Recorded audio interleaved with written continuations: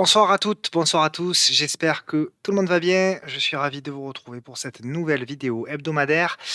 Comme d'habitude, avant de démarrer, le petit message d'avertissement qui stipule que le contenu de cette vidéo est à unique but pédagogique et informatif, ne constitue en rien un conseil et que vous êtes bien sûr seul responsable de vos investissements. Pour me suivre, vous avez la possibilité, avec Twitter, Tino-du-bas trading, Facebook avec le groupe, du podcast de la bourse où, je suis plus, on va dire, je publie plus rarement, c'est plutôt, Lolo, Matt et les membres qui publient notamment sur le Fonda et notamment sur les US, les ETF et cetera.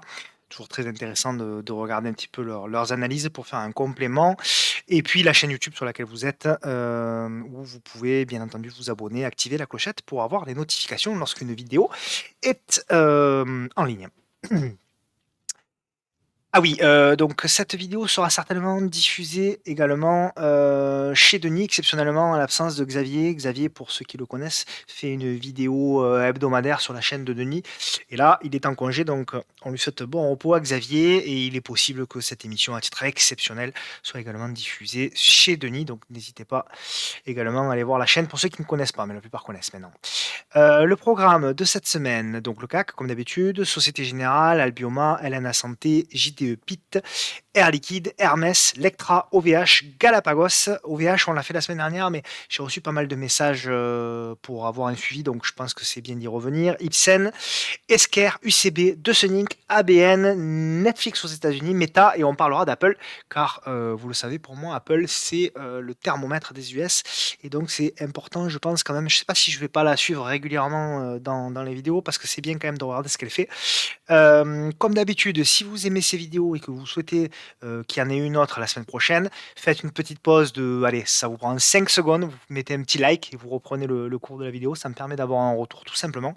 Et ça me permet de me motiver pour en faire une la semaine prochaine. N'hésitez pas également, je vois qu'il y en a de plus en plus et c'est super, à mettre un commentaire sous la vidéo si vous avez des choses à rajouter, des compléments aux analyses que j'ai faites, même si je peux me tromper. Donc, bien évidemment, ça ajoute de la plus-value. Donc, n'hésitez pas à laisser un petit message sous la vidéo et merci encore une fois à tous ceux qui prennent le temps de le faire. On attaque avec le CACU, le CAC 40. Allez, on reprend un petit peu, comme d'habitude, l'historique parce que c'est toujours bien de prendre du recul. On avait donc le crash Covid. Ce crash Covid a généré un rebond, une première consolidation cassée par le haut, une deuxième consolidation très lente cassée par le haut suite à l'annonce du vaccin. Et puis, à partir de là, on a enclenché une hausse dans un trend, dans un canal haussier.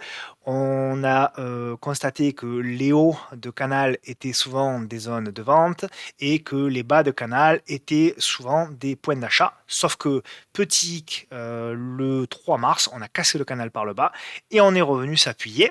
Donc c'est là qu'on va zoomer avec donc un rebond exceptionnel, hein. Ici, donc un rebond qui a dans un premier temps calé, donc je zoome encore, qui a dans un premier temps calé sous le canal, et puis on a fait la congestion, souvenez-vous, hein, la semaine dernière. Euh, c'est ce qu'on disait, hein, on allait attendre une congestion pour voir si on allait casser par le haut ou par le bas. Et puis là, ça s'est fait encore une fois avec une immense violence. On a cassé par le haut avec un gap à la hausse. Et on est venu échouer pour le moment sur une zone très très importante qui est la zone des 6700 points. Cette zone qui avait fait ici résistance, ici support, ici support, ici support, cassé. Et là, on revient dessus. On peut le voir également comme une espèce de ligne de coup, d'épaule tête épaule. Alors moi, pour moi, la ligne de coup, elle est même un petit peu plus haut, puisque la première ligne de coup de l'épaule tête épaule que j'avais dessinée, elle était à l'époque en par là. Hop là, voilà. C'était plutôt, elle est plutôt là, cette ligne, cette ligne de coup. Donc voilà. Donc effectivement, on va dire qu'on a cassé la tendance baissière, on a neutralisé la tendance baissière et que désormais, on évolue entre deux bornes. Alors la séance d'aujourd'hui, elle n'est pas très significative, c'est une séance un peu spéciale, donc je ne vais pas m'attarder sur la séance d'aujourd'hui, même si on constate que quand même la baisse a été massivement achetée. Ce qu'on peut dire, c'est que pour moi, au-dessus des 6500 points, tant qu'on est dans le canal, pour moi, c'est on va dire plutôt positif. Si on repasse au-dessus des 6007, on se met potentiellement en embuscade ici pour aller, pourquoi pas, briser la résistance oblique, même si bon, euh, ça peut paraître incroyable, hein, mais la réalité des graphes, elle est là. A contrario, par contre, si on recasse à la baisse les 6500 points, là on a des gaps à aller combler, notamment le gap déjà des 6004, et après on verra. Donc à voir, on a également la M200, on a bon, il y a beaucoup de choses, pas évident pas évident forcément sur le CAC d'avoir une analyse très précise, il va falloir beaucoup plus de chandeliers. Par contre, ce qui est intéressant maintenant, c'est les swings. Et on l'a bien vu, ceux qui ont attendu les signaux, on a commencé à en avoir, hein, nous notamment sur le salon, on a commencé à reprendre des swings euh, toute la semaine, hein. Le week-end dernier déjà, on avait des swings en préparation et on voit bien, hein, les indices se sont repris. Donc les swings, forcément, les signaux sur les swings, eh ben, ils sont beaucoup plus pertinents. Dans un marché qui se reprend, ils sont beaucoup pertinents. Et on les a repris à partir de quand? Ben, tout simplement, comme d'habitude, quand on a passé la moyenne mobile 10 périodes. Voilà. À partir de lundi, donc à partir de 6300 points, effectivement, alors c'est pas le point bas, hein. Alors, je sais qu'il y a les stars de Twitter, hein, qui vous disent moi j'ai acheté les 5750 points, bravo à eux d'ailleurs, c'est fantastique. Nous non, nous on a arrêté de trader à partir d'ici, là, à partir du 11 février, on a complètement arrêté et on recommence à trader, voilà, à partir du 14 mars. Alors effectivement, ça fait plus d'un mois sans trader ou quasiment sans trader. Pardon, c'est ici. Un mois pile, ouais. Un mois, une semaine sans trader. Donc effectivement, c'est long. Mais l'avantage, c'est que ben, on a préservé tout le capital et on a recommencé à prendre des trades lundi. Donc il y en a d'ailleurs quelques-uns dans la liste qu'on va vous montrer, que je vais vous montrer. Euh, donc voilà, c'est toujours la même chose et il y a toujours ben, les grands malins, hein, qui vont vous dire, voyez, il suffisait d'acheter le point bas. Et il y en a même des très forts qui disaient il suffisait d'acheter au son du canon. Pour info, le son du canon, c'était ici, hein, c'était le 11 février. Donc, à vrai dire, c'était le week-end entre le 11 et le 14 février. Donc, ça fait plus d'un mois. Ceux qui ont acheté là, ils sont toujours en perte, hein. Donc voilà. Donc, il faut remettre les choses dans le contexte. C'est toujours bien plutôt que de lire certaines bêtises qu'on lit de plus en plus sur Twitter. Mais c'est pas grave. Donc, tout ça pour dire que on est revenu sur des choses un peu plus agréables depuis une semaine, tout simplement parce que les indices se réorientent un petit peu mieux. Donc ça permet à côté de commencer à regarder des choses depuis une semaine, notamment sur les small qui se sont reprises. Alors, effectivement, on revient là sur des zones. Hop, j'enlève la SMA 10. Là, pareil, regardez. Les small, bah, pour moi, depuis tout simplement depuis le 11 mars, donc c'était vendredi dernier, ben, on repasse au-dessus de la M10. Voilà. On se remet. Alors, ça aurait pu être un faux signal, hein. Il y en a des faux signaux, hein. Regardez, là, il y en avait un faux, là, il y en a un faux, bien entendu, hein. Mais ça permet de se dire bon, mais ok, moi là, à partir du moment où sur les indices, et les indices qui portent les actions que je trade, en l'occurrence là, si vous tradez les small, c'est le CAC small, du moment où ces indices-là donnent des premiers signaux court terme intéressants, eh bien moi, je commence à regarder à nouveau des swings. Alors j'aurai jamais les points bas, c'est vrai, je suis désolé pour vous, mais et pour moi d'ailleurs, mais par contre ça permet de se dire, ben voilà, moi à partir de là, à partir d'ici je trade, à partir d'ici je trade, à partir d'ici je trade, ça sert je sors vite, mais c'est pas grave. Donc voilà, voilà la philosophie que je répète semaine après semaine. Mais bon, apparemment, c'est pas toujours compris, donc bon, c'est pas grave. On passe aux actions. Allez, on passe aux actions avec Société Générale. Voilà. Alors, pareil, voilà, Société Générale. Alors, hop, j'enlève la SMA10. Qu'est-ce qui s'est passé Société Générale? Donc, gros dip. On est venu sur le gros niveau ici. On a fait le rebond, on a cassé donc ici directement, vous voyez cette zone là qui pour moi était une résistance qui désormais fait support. Ici on casse un nouveau support, on vient s'y appuyer aujourd'hui, donc c'est plutôt pas mal. Alors certains y verront peut-être des petits biseaux, hein, des petits biseaux comme ça, hein, donc attention quand même. Mais effectivement, là aussi, on peut dire que Société Générale, voilà, hein, depuis, alors il y a toujours, je sais qu'il y a des gens qui sont très très forts, qui ont acheté du Société Générale à 18,40 € en call x 8000, donc bravo à eux, ils sont très très forts en effet. Nous, nous, par contre, voilà, moi, en tout cas, je recommence à passer acheteur Société Générale beaucoup plus cher, puisqu'en effet, c'est à partir d'ici, donc des 22,50 €, 23 € qu'on, pour moi, on repasse acheteur et que potentiellement, on peut commencer à chercher des configurations, des congestions, etc., etc. Donc, pour le moment, plutôt positif avec un biais méfiant quand même, hein, forcément, quand on voit ce genre de configuration. N'oublions pas qu'un mouvement correctif se fait toujours en général en 2 voire 3 temps, d'accord. Donc attention quand même, on pourrait avoir, je vois que tout le monde repasse en mode euphorie et tout ça, OK, très bien. Effectivement, il y a des rebonds, très bien, mais n'oublions pas que ça reste du rebond. On a certes des premiers signaux techniques qu'il faut prendre, c'est ce que nous on fait, hein, on a fait toute la semaine, on prend des signaux techniques, mais on prend des signaux techniques avec des ratios gain risque importants et avec des stops très courts, sinon on ne prend pas. C'est ça aussi qui fait la réussite d'un trader, c'est pas prendre tout et n'importe quoi. Donc Société Générale, voilà, plutôt positif. Bon, difficile de prendre un setup d'achat. Pour moi, il y en avait un ici. Il y en avait un ici sur le repli ici. Mais là, en l'occurrence, bon, c'est difficile, surtout il doit y avoir toujours un gap en 1 heure qui n'est pas comblé ici, à 23 €. Donc, à voir. Pour le moment, je reste à l'écart de Société Générale, même si, pareil, hein, ce biseau ascendant, rien ne dit qu'on ne va pas le casser par le haut, etc. Donc, à voir. En tout cas, on va pour le moment patienter sur Société Générale et la config me plaît pas forcément. Albioma, par contre, voilà l'exemple de titre hein, qu'on a tradé nous cette semaine. Voilà. Donc je l'ai partagé en plus sur Twitter. Voilà, là vous voyez, on repasse au-dessus de la moyenne mobile. Donc on est au-dessus de la moyenne mobile, les indices sont au-dessus de la moyenne mobile. On propose un achat au-dessus des 40,10 € et puis on va chercher 1 TP, 2 TP, 3 TP. Voilà, donc c'est un trade là, sur ce niveau-là, où c'est un trade à 14%. C'est exceptionnel. Sur une action en plus très liquide. Voilà, mais pour moi, alors certes, il y en a qui ont acheté du Albioma, je sais, hein, là aussi, qui ont acheté du Albioma à 31,30 €. Bravo à eux. Mais pour moi, c'était pas une config à prendre parce que les indices étaient trop baissiers encore. Voilà. Mais là, par contre, on a le rebond, on a la congestion, vous voyez, en 3 bougies là qui se fait. Et là, derrière, poum, on casse par le haut, et derrière, on a l'explosion d'Albioma. Alors, il y a des infos derrière, on va pas faire de fondamental maintenant. Mais voilà, c'est toujours pareil. Il y a 2 manières de voir les choses. Il y a les traders débutants ou les traders mythomanes qui vont vous dire là où il faut acheter, c'est là. Voilà. C'est là où il faut acheter. Et il y a les vrais traders, ceux qui tradent vraiment, qui vont, eux, chercher des configurations avec des réductions de volatilité.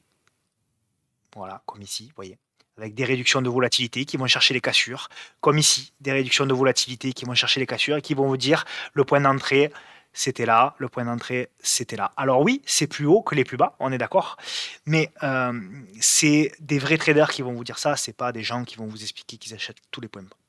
Donc voilà pour Albioma. Est-ce que c'est le moment de rentrer sur Albioma? La réponse est non. Pourquoi? Parce que là, il n'y a plus de réduction de volatilité. On est dans un mouvement d'expansion totale. Donc pour moi, il n'y a pas vraiment aujourd'hui comment dirais-je, de setup pour rentrer sur Albioma. Par contre, est-ce qu'elle peut monter encore? Oui, bien sûr, elle peut monter encore. Et je dirais même qu'il y a un TP ultime qui est à 50. Je crois qu'on a gardé sur le salon d'ailleurs ce TP-là hein, pour jouer l'extension avec un reliquat. De mémoire, il reste 25% sur cette ligne. Donc voilà. Donc voilà un petit peu le genre de setup intéressant. Elena, c'est pareil. Alors ça fait un moment que j'en parle hein, d'Elena. Alors en l'occurrence, j'en avais parlé sur Twitter sur le double appui, souvenez-vous, qui était ici, le double appui ici.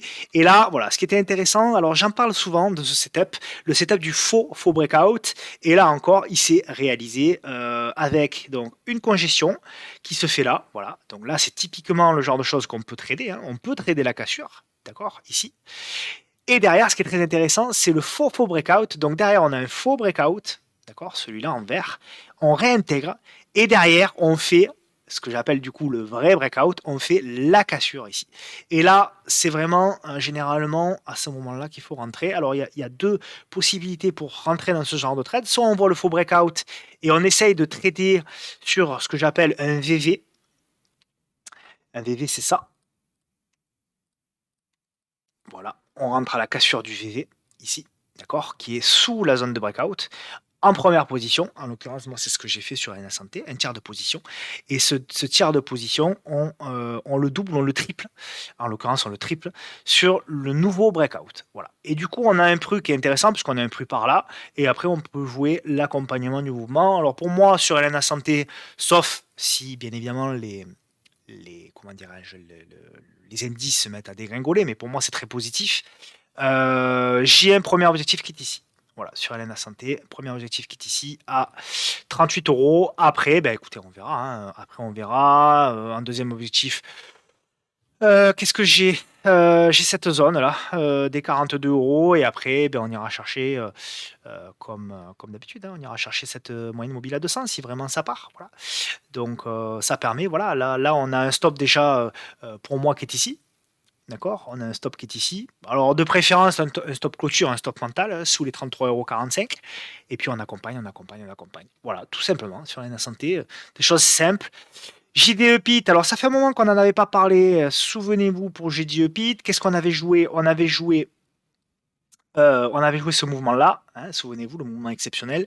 J'ai repris une petite position, moi, en l'occurrence, sur JDE Pit. Voilà.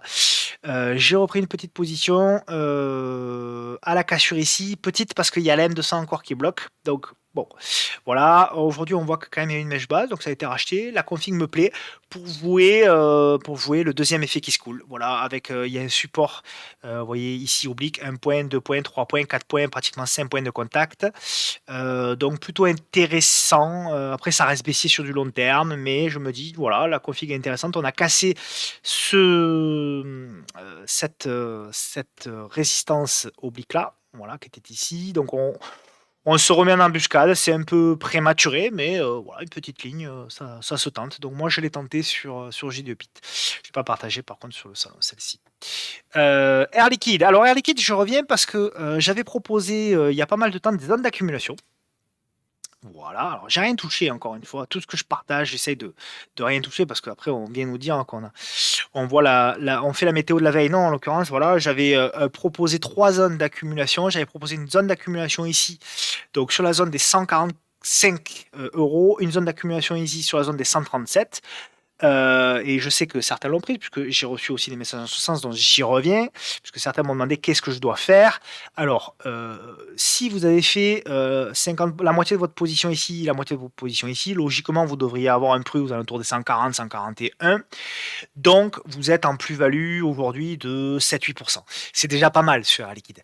Donc, honnêtement, quand on fait un décalage comme celui-ci, je pense que c'est une zone d'allègement, une première zone d'allègement. Alors, il ne faut pas tout vendre, hein, mais peut-être que du coup, vendre la partie que vous avez achetée ici, 50%, ça peut être déjà pas mal voilà, pour se payer, hein, pour payer le risque tout simplement et pouvoir garder le reliquat. Et pourquoi pas reprendre, hein, reprendre si on y revient ou si on revient plus bas, donc pour refaire la même chose, le même plan, voilà. Ça permet tout simplement d'avoir un plan, non pas swing, mais même long terme et d'accumuler quand ça baisse sur des zones clés et d'alléger sur, quand ça monte sur des zones un petit peu, voilà, quand on a réussi un premier mouvement et là on en a réussi un.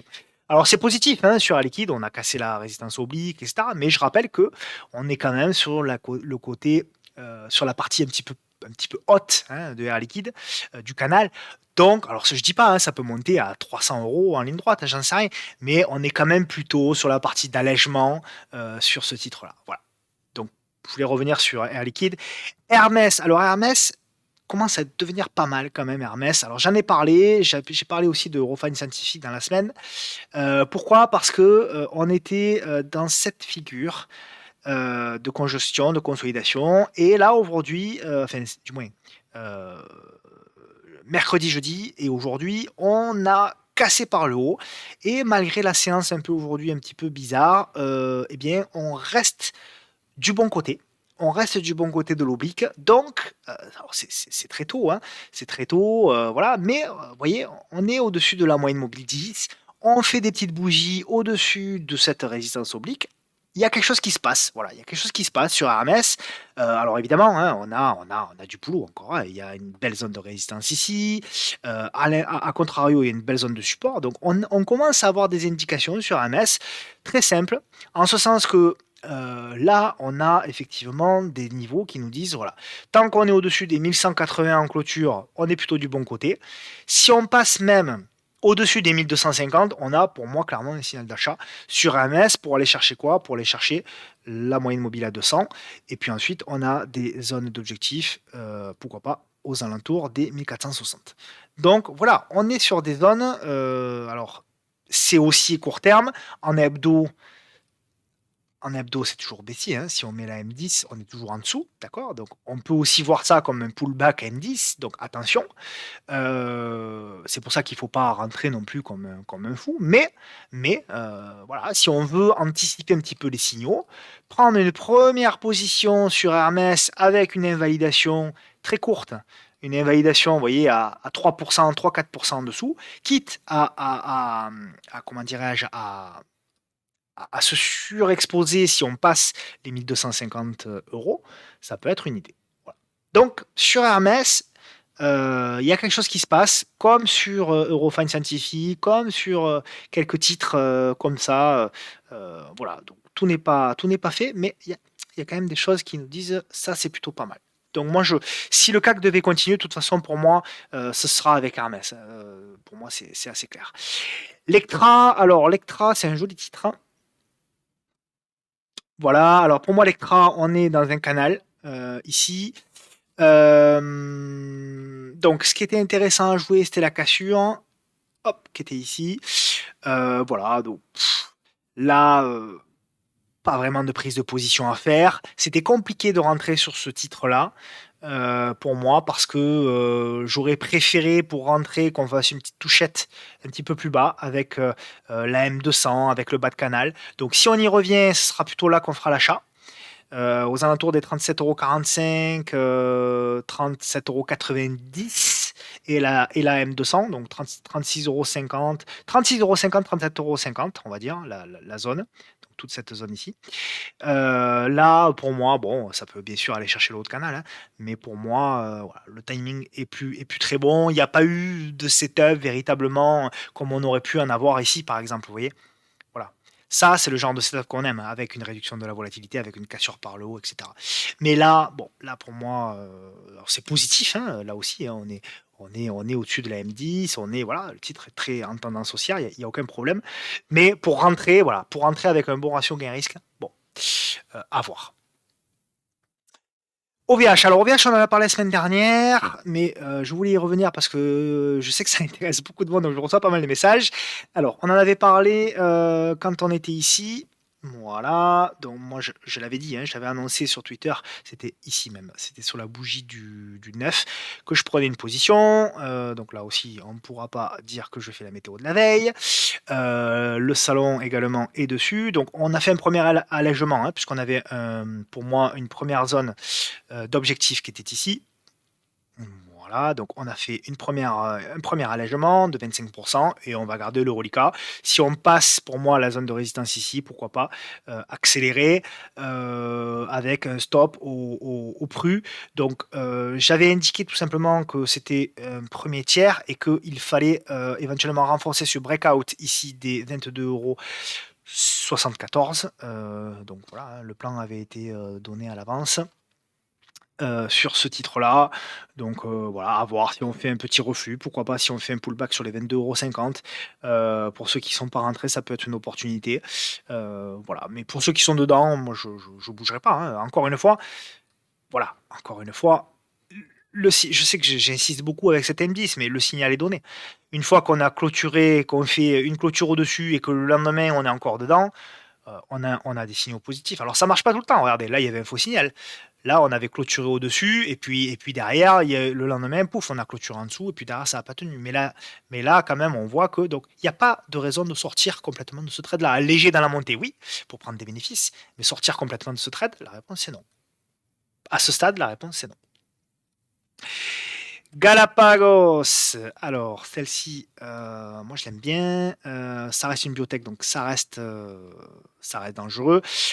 On a fait le pullback. Alors, on en avait parlé il y a un moment, je l'attendais, ce pullback, je ne l'ai pas pris. Je ne l'ai pas pris, je ne l'ai pas vu, à vrai dire. Je ne l'ai pas vu, donc dommage. Mais il y avait effectivement ce pullback-là. Il y a un truc potentiellement qui est à jouer sur alors elle est piégeuse, hein, elle fait des mèches, etc. Donc il faut faire attention. Il y a un truc à jouer, c'est ça. C'est éventuellement la zone de résistance. Si elle casse par le haut, pourquoi pas tenter avec un stop sous la bougie d'aujourd'hui, un stop clôture sous la bougie d'aujourd'hui. Donc potentiellement, ça donnerait un stop d'invalidation sous les 55,60 € et comme objectif, eh ben, on irait chercher ce plus haut-là, par exemple. Donc ça donnerait un stop de protection à 3,60, on va dire, en clôture. On irait chercher si c'est quelques en premier objectif. Pourquoi pas? Ça peut se tenter. Alors soyez raisonnable sur la taille de position parce que vous pouvez avoir des surprises. Il y a un gap quand même à combler, etc. Donc soyez pas foufou si vous prenez la position. Euh, Et puis ça reste une biotech, donc on est quand même dépendant de news. Mais en tout cas, le trade, techniquement, il se tente, pourquoi pas, au niveau de Galapagos. Ibsen. Alors, Ibsen, c'est un trade, hop, voilà, qu'on a proposé sur le salon. Hop là, désolé, j'avais fait quelques petits backtests. Je fais un peu de ménage. Voilà, c'est un trade qu'on avait proposé sur le salon. Alors, pourquoi on l'avait proposé? Donc, on avait une zone de polarité. Donc, moi, j'en parle depuis longtemps, hein, d'Ibsen. J'ai J'en parlais. Je sais plus quand, enfin, ça fait un petit moment. Oui, j'en parlais de ce ranch-là. Au départ, c'était ce ranch-là, ce repli ici. Voilà. C'était à partir d'ici que j'en parlais. Depuis, on a fait du chemin. Et puis, ce qui est intéressant, c'est qu'on avait cette zone breakout, on l'a cassé, on l'a. Et derrière, on est reparti à la hausse. Alors, j'avais des regrets parce que je ne l'avais pas vu. Il y avait pour moi un premier trade à prendre au-dessus de cette bougie-là. Je n'avais pas pu le prendre. Donc, j'ai attendu un petit repli avec ce doji-là pour proposer un achat au-dessus donc des 100,90 €. Au niveau de d'Ipsen, on est presque au premier TP. On a passé cette zone de résistance de breakout ici. Donc c'est plutôt pas mal. C'est plutôt intéressant. Donc à voir. Alors si vous êtes dedans, peut-être remonter le stop, hein, c'est une possibilité. Hop là, je fais un peu de ménage. Du coup, c'est une possibilité, hein, remonter le stop sous 100,90 € pour pouvoir annihiler le risque. Mais pour ceux qui n'y sont pas, voilà, ça peut être un peu tard, je pense, pour rentrer. Ouais, ou alors il faut attendre une congestion de quelques bougies pour pouvoir rentrer. En tout cas, franchement, techniquement, c'était vraiment très très propre au niveau de Ibsen. Esker, alors, j'ai pris une position, moi, qui est perdante d'ailleurs, pour le moment. Au niveau d'Esker, qu'est-ce que je suis rentré hier sur cette bougie-là? Euh, Au niveau d'Esker, donc pour le moment, légère perte sur ce titre-là. J'ai gardé parce que pour moi, alors c'est très baissier, hein, c'est très baissier Esker, mais il y a quand même un quadruple appui, il y a une congestion, on a cassé la résistance oblique. Aujourd'hui, on pull back, quand même on sauve la résistance oblique, donc quand même c'est plutôt positif. Et on sauve en clôture la moyenne mobile 10 périodes. Voilà. Donc pour moi, le stop, il est clair sur Esker. C'est la bougie d'aujourd'hui maintenant qui pourrait donner le stop ultime. Le RR est excellent hein, parce que pour moi, là, le RR, il est, voilà, on a un premier objectif ici à 216, un deuxième objectif ici à 226. Et ensuite, bon, on accompagnera, pourquoi pas la M200, pourquoi pas, bon, voilà. Mais voilà, pour moi, Esker, c'est une config qui se regarde, elle a été oubliée, elle est oubliée par le marché depuis un moment. Et pour moi, si la tech devait continuer à rebondir, je vois pas comment le marché se passera de Esker. Enfin, je peux me tromper, hein, bien sûr. Je peux me tromper, d'autant que les dirigeants ont acheté massivement les dernières semaines. Donc bon, certes, ça reste un titre cher, mais quand même, c'est un titre quand même qui a perdu entre les plus hauts et aujourd'hui 45%. Donc je me dis qu'au vu du ratio gain-risque, quand même, il y a peut-être un truc à faire sur SK. UCB, c'est une config c'est un titre que j'ai proposé également à l'achat. Ben voilà. Ah ben on a tapé le TP2. Parfait. Donc voilà, c'est un titre que j'ai. Alors là, voilà, typiquement le genre de config que moi je cherche. Je vous montre un peu parce qu'après, on lit tellement de choses sur Twitter que des fois, quand même, ça fait mal. Comme quoi, bah, on suit pas les trades, et cetera. Voilà, ben si, regardez, hein, voilà un titre que j'ai proposé, UCB, à l'achat. Pourquoi je l'ai proposé? Parce que c'était une zone de congestion. Vous voyez, on avait un mouvement haussier, zone de congestion. La congestion, on la casse par le haut, donc on rentre.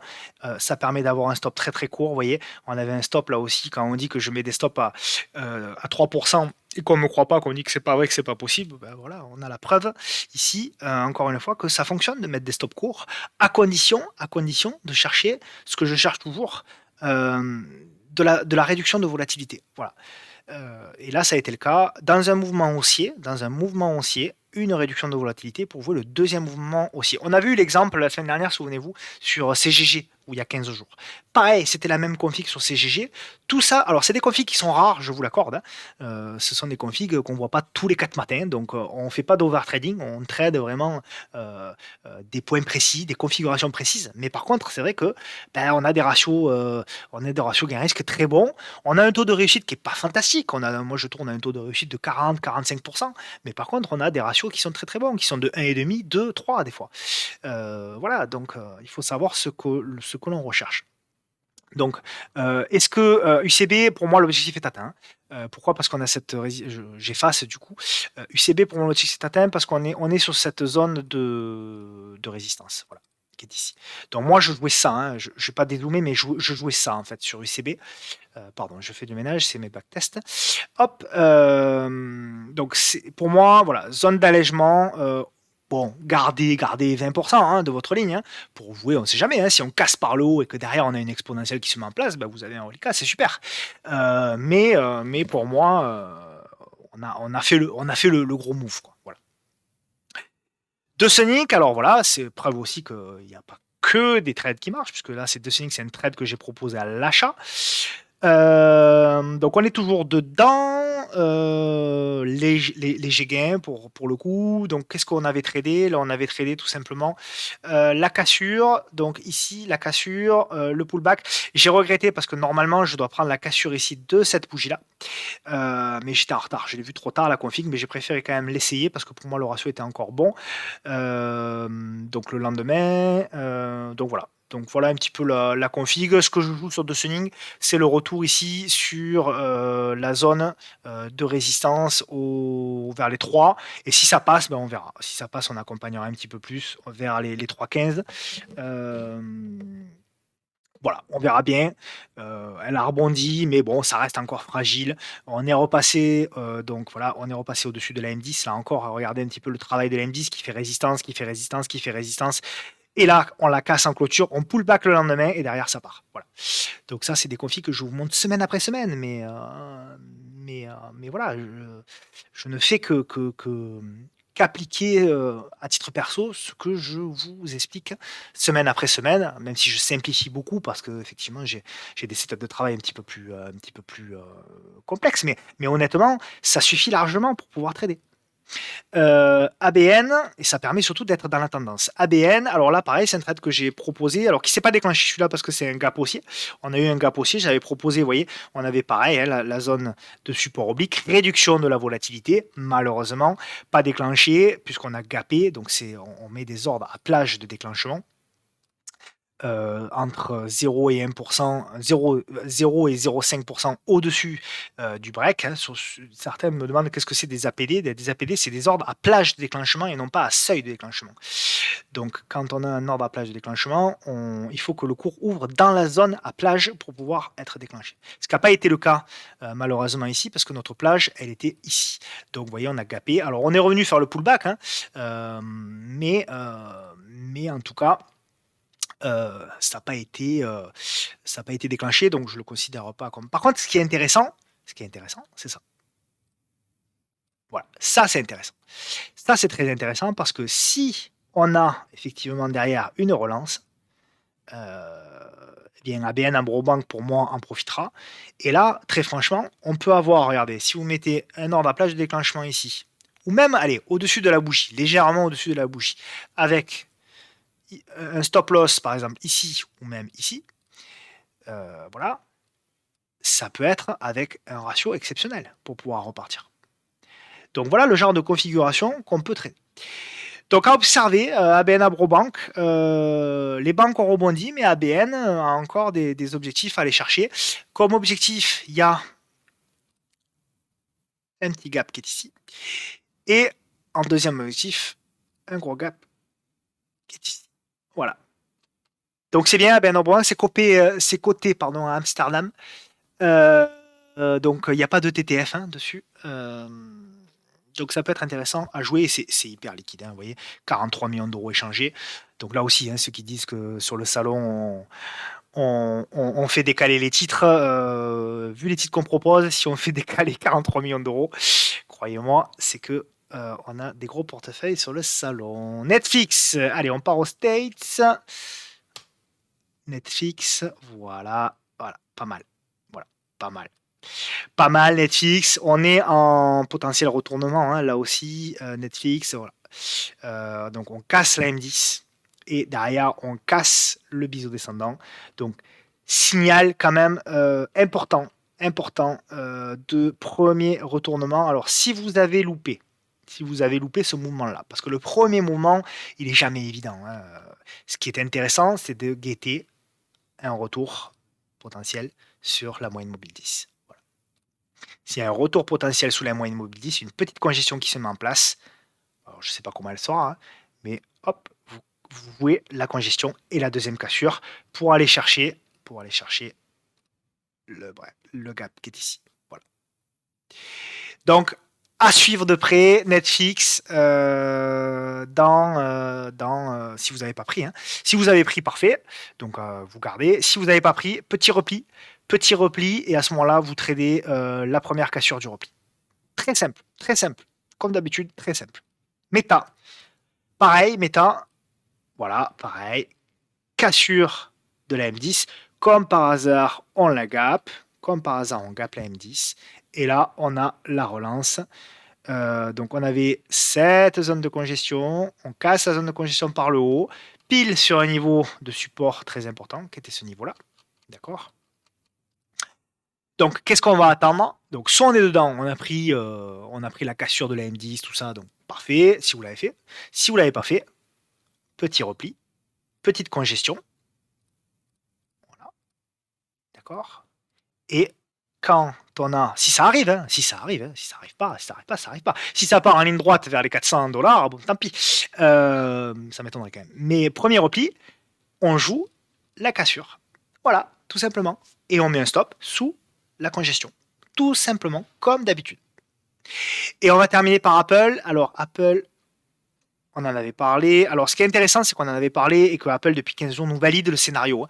Regardez un petit peu le scénario. Souvenez-vous, la semaine dernière, je vous avais proposé, c'était ce vendredi, le vendredi 11 mars, je vous avais proposé ce scénario en biseau descendant. Reprenez ma vidéo la semaine dernière, il n'y a pas de météo de la veille.